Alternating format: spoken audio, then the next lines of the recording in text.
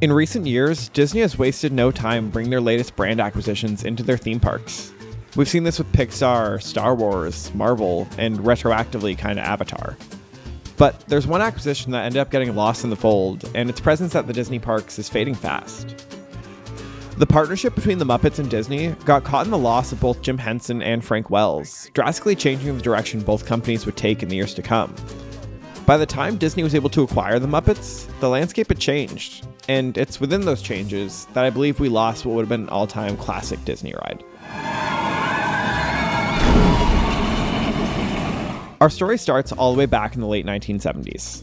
Jim Henson had successfully risked it all and struck gold with the Muppet Show. The show blended puppetry and sketch comedy in a way that appealed to audiences of all ages, and not just the children that puppets had typically been aimed at. What do you think is the single most watched television show in the world? It's not Mork and Mindy or Laverne and Shirley, it's Kermit and Miss Piggy. It's the Muppet Show. It's seen on 156 stations in this country and on stations in 108 other countries.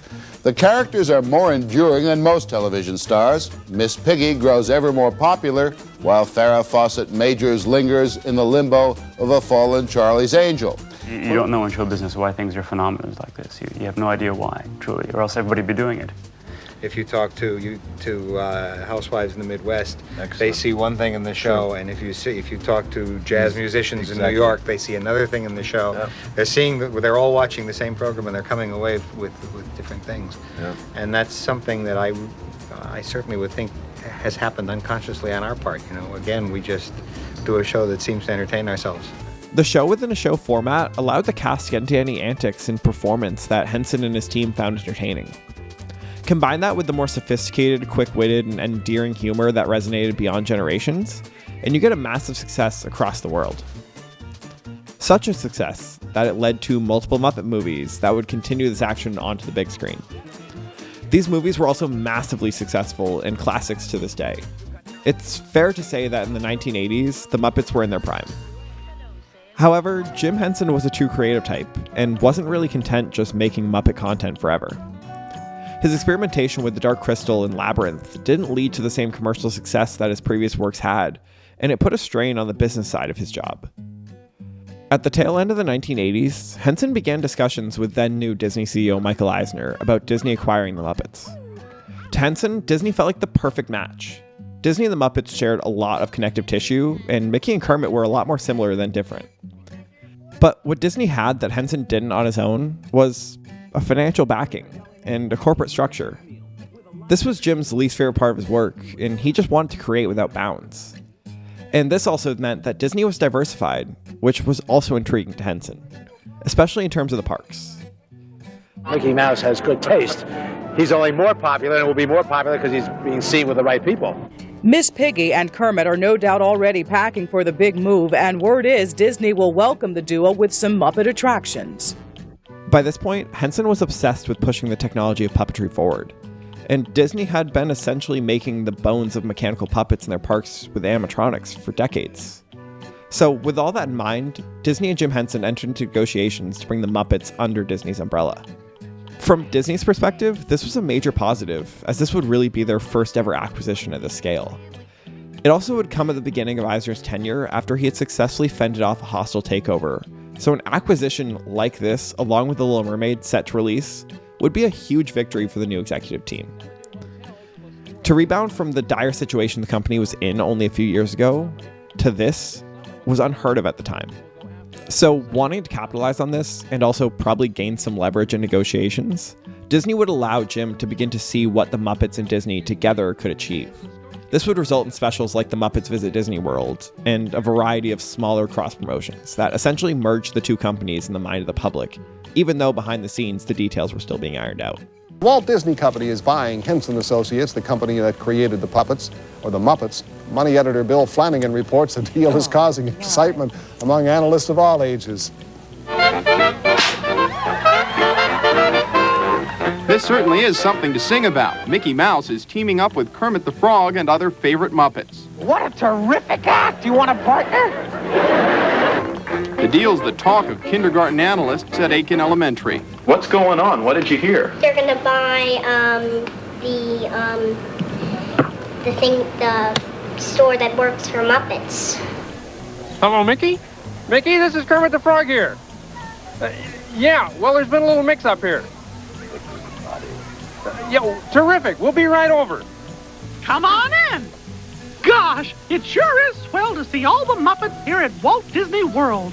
Welcome, everyone. Oh, thanks, Mickey. Mickey, we've had a wonderful time at Walt Disney World. It's like a dream come true. Well, you know what we say. When you wish upon a star, your dreams come true. Well, actually, what we say is, someday you'll find it, the Rainbow Connection, the lovers, the dreamers, and me. Uh-oh, they're starting to argue philosophy. Now, I'd like to invite all you dreamers to go down to the Chinese Theater. Why, there you can put your names and footprints in the cement. Welcome to the family.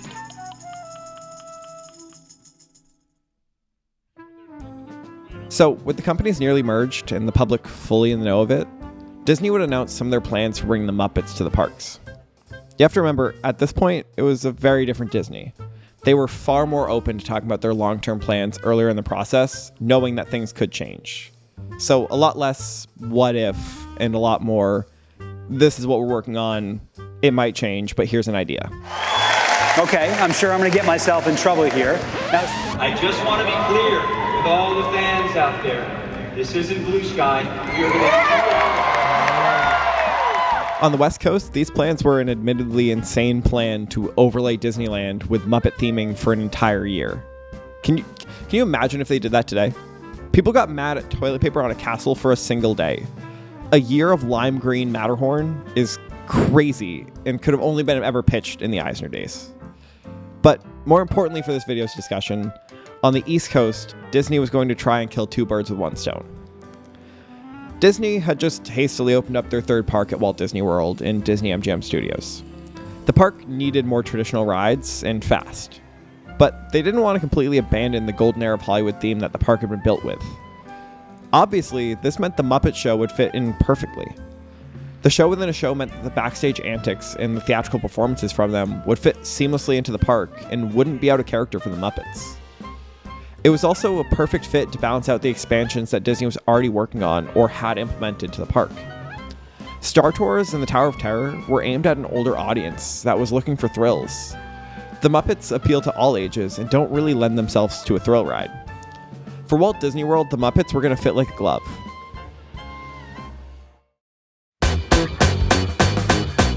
So, Disney planned to not just give them a ride, they wanted to give them a land.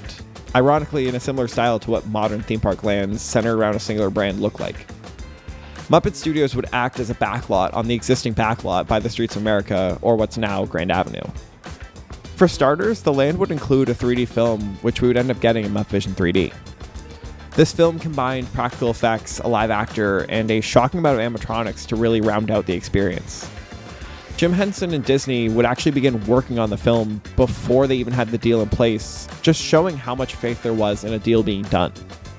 Yeah, when you're coming forward, don't you hate it when your nose runs? Where do you do that? Don't you hate it when your nose runs? Can you do that? Don't you hate it when your nose runs? Oh, yes, very much so. We're working, because we're working with the Disney people in producing the film, and at the same time we're also working with the Imagineering guys that are designing the theater and the special effects within the theater. So everybody has to be involved from the very beginning. We all have to realize what each other is doing. So it's working very nicely. There were also plans for a table service Italian restaurant run by Rizzo and Gonzo that would have included several classic gags as guests dined, and even animatronic rats delivering the food to tables from the beams above. Ultimately, this space would end up becoming what's now formerly Mama Melrose's.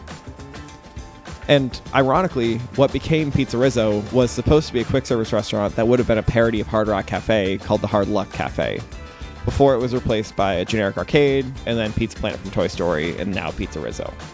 But the crowning jewel of the planned land, and what I really want to talk about, is the major ride that was planned to anchor the land and become a Disney classic, the Muppet Movie Ride.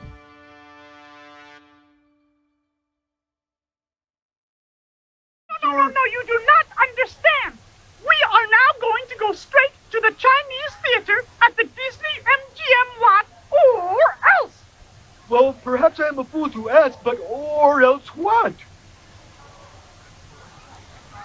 Ha!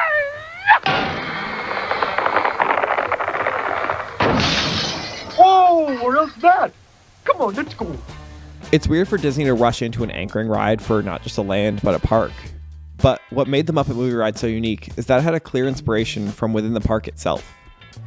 The Great Movie Ride was one of only 2 opening day attractions at Disney MGM Studios, and by process of elimination, it was kind of a fan favorite.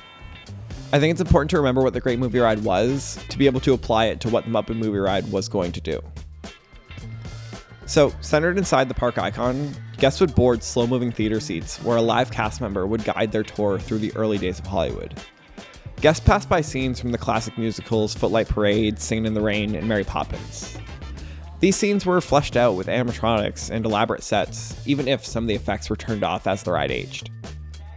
Next, the ride would send you on one of 2 different paths. You would either pass through a scene from The Public Enemy, or your vehicle would stop and a heist scene would play out, resulting in your tour guide running off and being replaced by Muggsy. If you had stopped there, you would then just pass through a Western film vignette inspired by The Man with No Name. If you hadn't stopped before, this would be where your vehicle stopped and a classic Western scene would play out around you, including the tour guide being scared out of town and a bank robber taking control of your vehicle, after lighting the bank on fire. Then the vehicle would move into the Nostromo from Alien, and predictably, but still terrifyingly, xenomorphs scared guests from both above and beside them, bringing guests into the action-adventure section of the ride. The next scene brought guests into Indiana Jones, where either the mobster or the outlaw would attempt to retrieve a jewel from the tomb, despite warnings against it. They were swapped out with a dummy skeleton in a haze of fog, and the temple guard nearby revealed themselves to be your original tour guide and a bit of movie magic. The next scene featured a chamber of mummies to represent the horror genre, and then a scene directly from Tarzan the Ape Man, but the 1932 MGM version and not the 1999 Disney version. Then you saw the iconic finale of Casablanca. Next, guests saw Mickey Mouse in a scene from Fantasia to enter into the world of fantasy, which was a pretty hasty reworking of the original plan to use the twister from The Wizard of Oz to bring guests into MGM's Crown Jewel. But when guests entered into Munchkinland, it was clear that Disney put the most budget and ambition into The Wizard of Oz, and rightfully so. This scene had a showstop as the Munchkin song was interrupted by a visit from the Wicked Witch of the West, playing out just like the original movie. The vehicle then followed the Yellow Brick Road past Dorothy, Toto, the Scarecrow, the Tin Man, and the Cowardly Lion, all on their way to the Emerald City. Depending on when you rode, this would either bring you back to the station, or you would stop in a theater to watch a montage of classic films before being brought to the unload. I think it's important to remember narratively the story of the Great Movie Ride, because a lot of people describe the concepts for the Muppet Movie Ride as just the Great Movie Ride with Muppets and things going wrong. While this isn't fully wrong, the concepts did set it up as a parody of the original, it also took a very different lens towards the concept and the story guests were being told.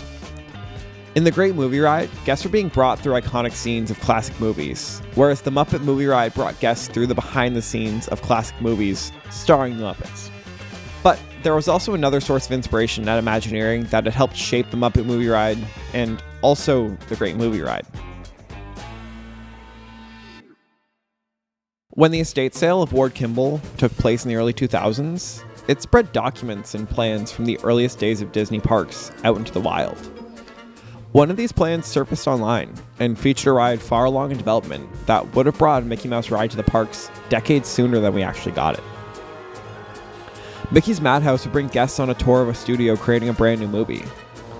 Scenes could have included breaking through a screen, playing a Mickey cartoon, animals sewing together Cinderella's dress, Goofy sleeping through the chaos of a prop room, an animal brainstorming session in the story department, oversized zoetropes and flipbooks in the animation department, the Fab Five getting into character and acting on sound stages, Mickey conducting an orchestra in the sound department, Steamboat Willie in front of a moving background in set construction, the villains in makeup chairs, a chamber of horrors of the villains in their roles, a scene of a town on fire, and a factory making more Mickey merch. All of these beats should sound familiar to the Great Movie Ride, the Muppet Movie Ride, and also Mickey and Minnie's Runaway Railway. It brought guests both behind the scenes of a movie being made, and also brought them through some of the scenes as well. It had both comedic moments and action moments. Mickey's Madhouse aimed to do a lot, and would have been a major ride if it had been built. The scale of this ride was huge, and that may have been its downfall. But it does go to show that a good idea at Disney never truly does die. with a lot of this concept being split between both the Great Movie Ride and the Muppet Movie Ride, with one taking the more serious action-based tour through the movies, and the other taking on the comedic behind-the-scenes tour of the making of movies. The ability to split this concept between two rides really allowed the aspects of Mickey's Madhouse to be more fully realized, and also coincidentally happened to add more capacity to a park that needed attractions at any cost.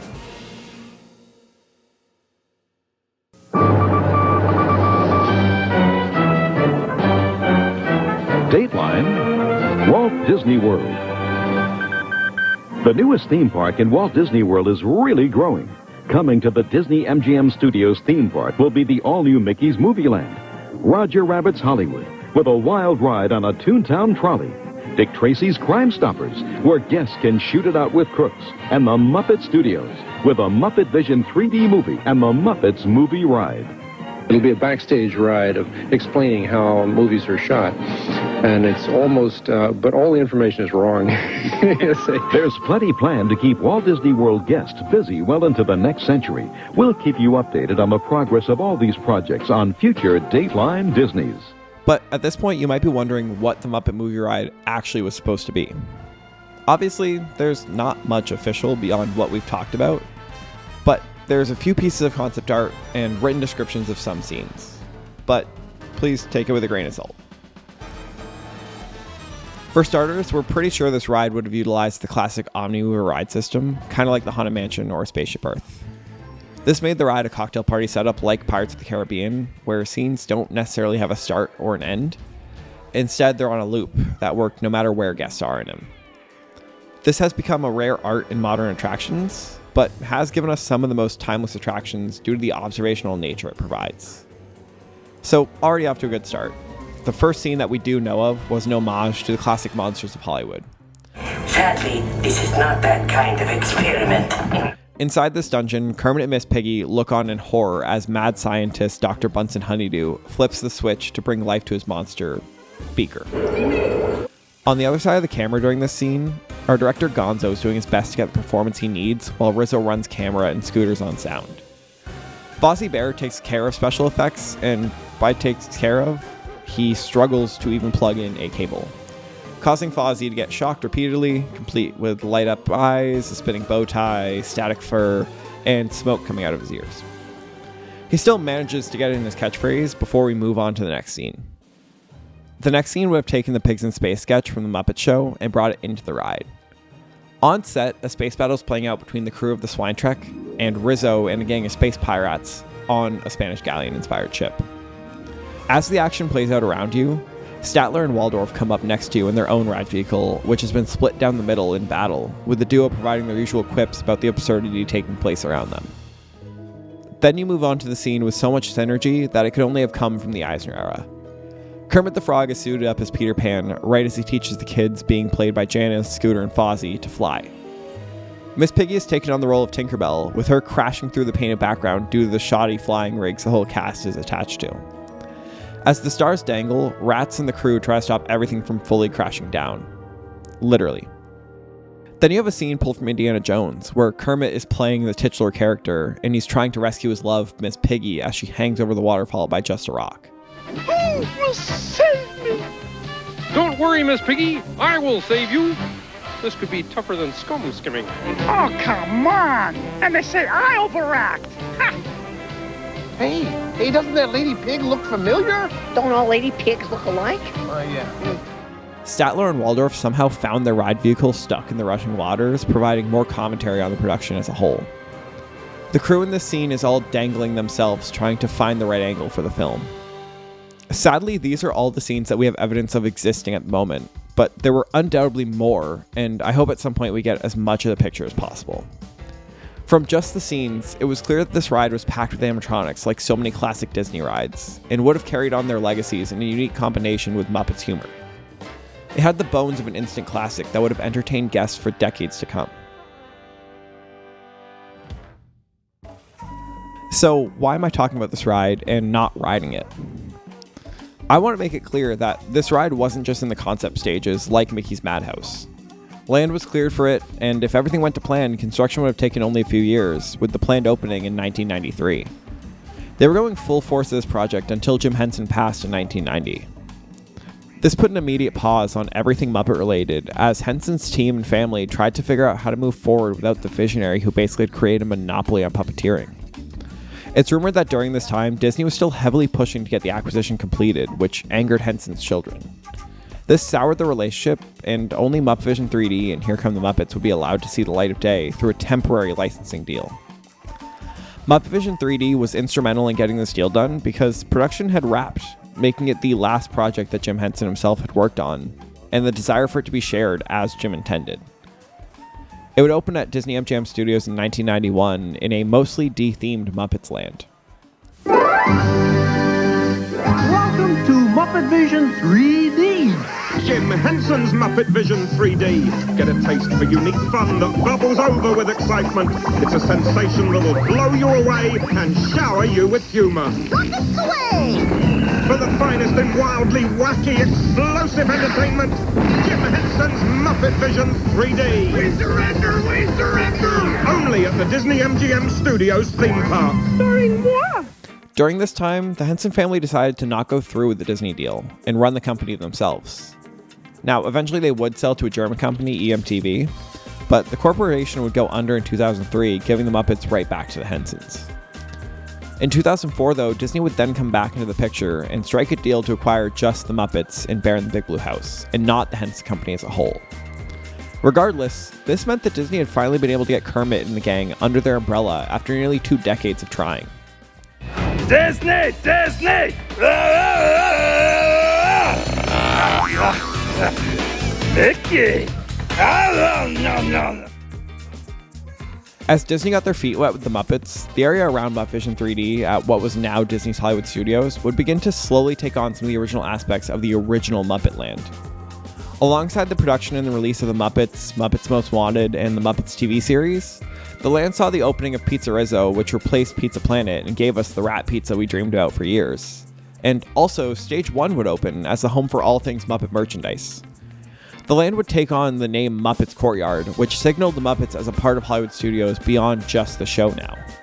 However, after the success of Disney's first Muppet movie, both financially and critically, Disney hasn't really been able to find that same magic that made the Muppets global sensations. Muppets Most Wanted did well enough, but at that point, Disney had also since acquired Pixar, Lucasfilm, and Marvel, all of which were just printing money at the box office at this time. Disney had new toys to play with instead of the Muppets, and the failure of the TV series only cemented the brand playing second fiddle to the cash cows of the company.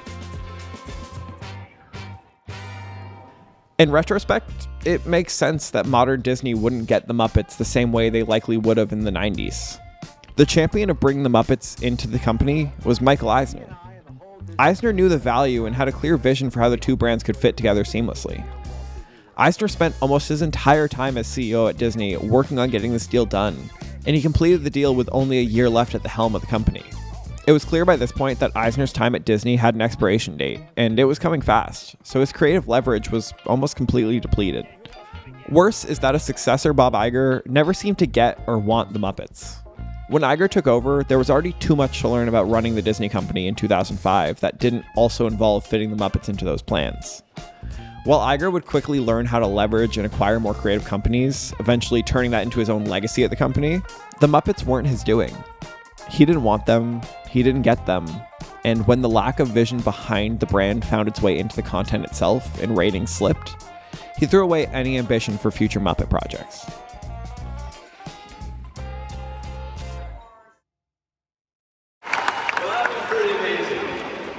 Now, in this new land, humans have been invited to visit Monstropolis, and they need our laughter to power the city. As part of this new Monsters experience, you're going to get to tour the Laugh Factory. I don't know about all of you guys, but the first time I saw Monsters Inc., all I wanted to do was zoom through the door vault like Mike and Sully, right?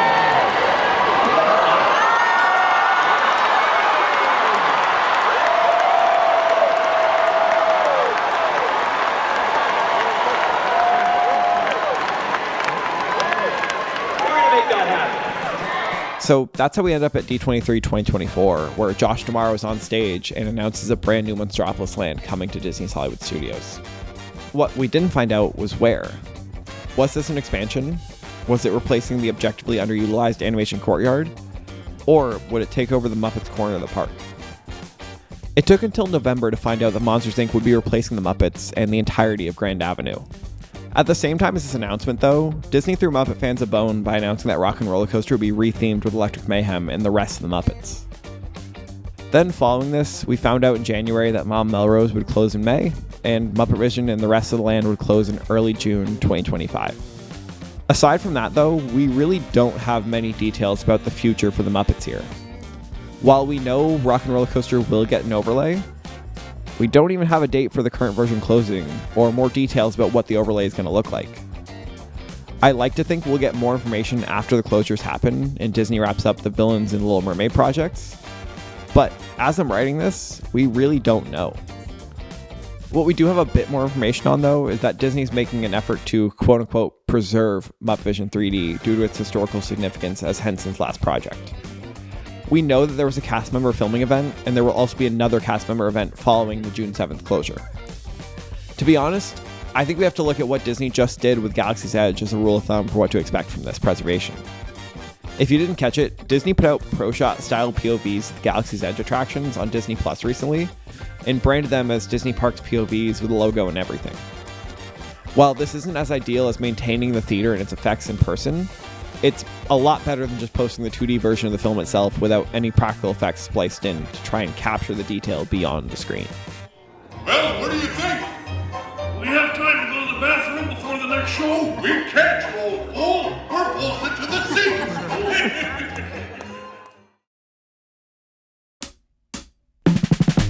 Long term, I don't know if Disney truly has any plans for the Muppets in the parks. The Rock 'n' Roller Coaster announcement felt kind of oddly tacked along after the whole delay between D23 and finding out where the Monsters Inc. plans were going. This whole situation just has this strange air to it that makes me concerned that Disney doesn't understand why there's so much love for the Muppets in the parks, even if that love doesn't translate to some of the Muppet content created since the acquisition. Now, I know that people are hoping that after Muppets take over Rock 'n' Roller Coaster Plaza and Villains Land potentially makes Unfairly Ever After seem redundant, that maybe Muppet Vision could be squeezed into Sunset Showcase. But to be honest, I can't get my hopes up. As much as I think this could work, especially after seeing how they were able to rework that space for Villains, it would be a real risk for return on investment. Muppet Vision was able to catch a lot of the general public walking by on their way to and from Galaxy's Edge in its current location. If it was going to be moved into Sunset Showcase, I think Disney would be too concerned that it didn't always fill its theater just off a major walkway. Are they really going to fill a theater and spend the money required to build it at the furthest dead end of the entire park?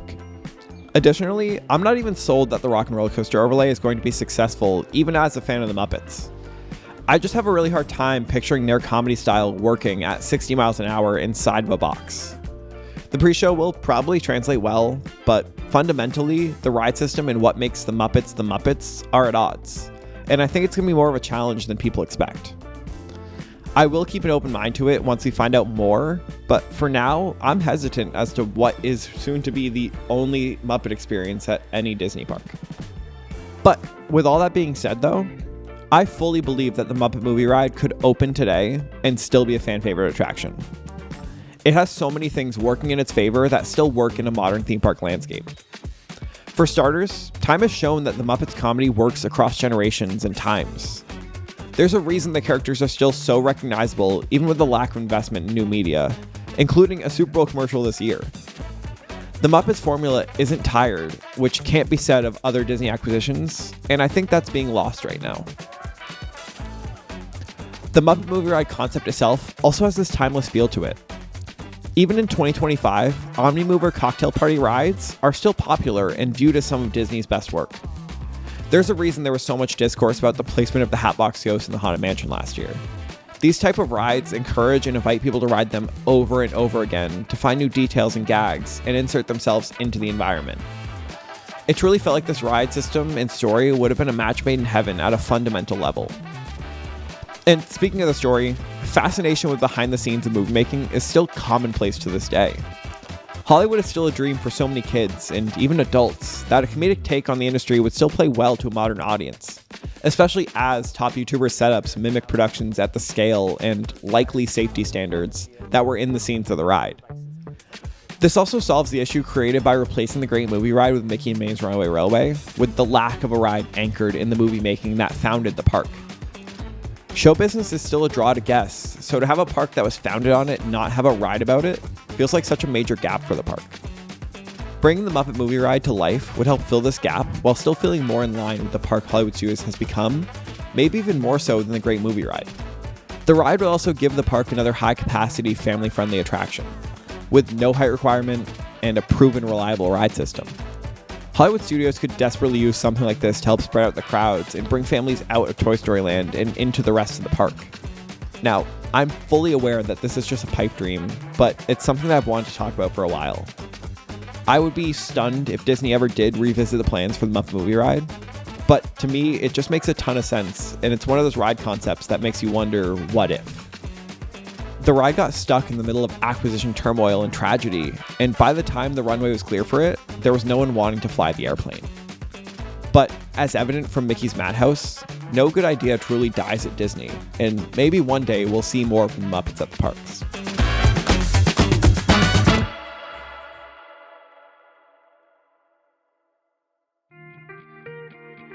Thank you so much for watching. This video's been in the works since like January, but I did want to really take the time to talk about the aspect of the Muppet story that interested me the most, and then kind of frame the video around that. So hopefully that translated well, and the Muppet Movie Ride concepts are as interesting to me as they are to you. If not, I'm not sure why you're still watching at this point, but thank you anyways. But yeah, if you're still here, like, comment your thoughts on the Muppets at the parks, and subscribe while you're there. I know last video I asked if you want to do a more unscripted video on Epic, but I almost found it really tough to film just because there's so much to talk about. So it's a lot, and I just go on so many tangents, and I'm like, I don't think it'd be a good video. So I was thinking maybe like doing something like a live stream, or maybe asking you guys like more specifically for what you want my opinions on. Let me know. I don't know. I'm thinking about that. I've been enough times that now like my opinions are starting to actually like form more, which I think helps too. It's mostly good things, but that's spoiler alert. But yeah, I have a bunch of notes for it though, because I just like hand wrote a bunch of notes instead of like scripting it. So I at least have those to look back on. But it's just it probably would have been like a 4-hour video, and I don't think anyone wants to watch that. But in the meantime, I do have a lot more video essays that I'm actually working on right now. I have a couple that are like starting to get outlined and starting to get scripted. So yeah, I'm excited to finish those up and make more of them, and see what you guys think. But otherwise, I will see you guys next time. Thanks again for watching.